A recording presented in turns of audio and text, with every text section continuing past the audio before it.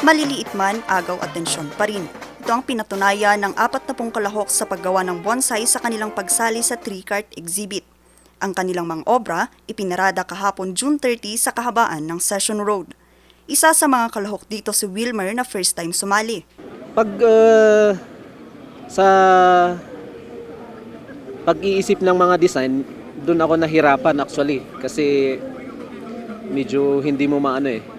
Pero sa paggawa, madali lang pag na-imagine mo na yung gusto mong gawin. Kaya doon lang ako nahirapan talaga sa pag-iisip ng mga design niya, ganun. Kanyang ginamit sa kanyang bonsai ay ang punong pine tree na halos 5 taon na ang tanda. Kasi yung nakalagay sa criteria natin is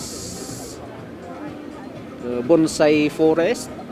Kaya parang sinimplihan lang natin para sa ano lang talaga. Pang forest lang siya talaga na bonsai. Hindi rin nagpahuli sa pagiging malikhain sa pagdisenyo ang ilang cart, gaya ng gawang cart ng Baguio Tourism Office na ang disenyo gaya sa panagbanga.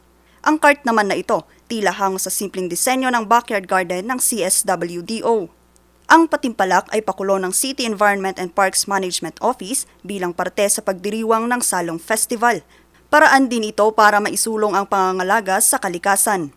Yung mga trees ngayon actually na naka-mount dito sa mga tree carts are all bonsai. So it's basically more of the art of art of bonsai ngayon ang sino-showcase natin specifically for this tree cart parade. But these tree carts are representations of what we believe in and what we wanted to do for the environment, and that is to protect and preserve it for the present and of course for the future generations. Na-bridge na natin yung threshold ng ating forest and green cover. In fact, negative na nga tayo eh.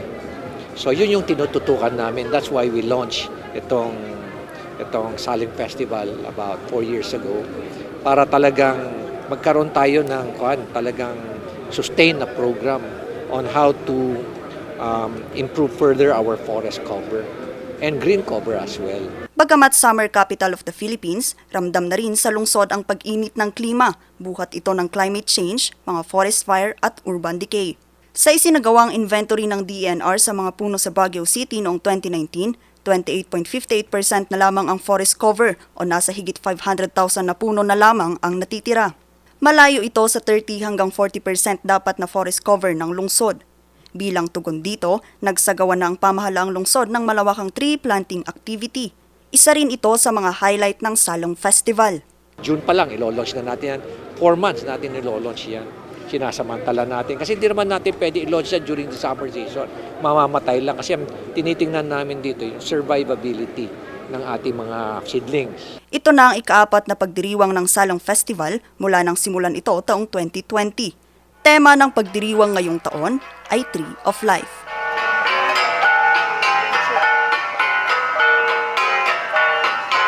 Vanessa Butong para sa Luzon Headlines.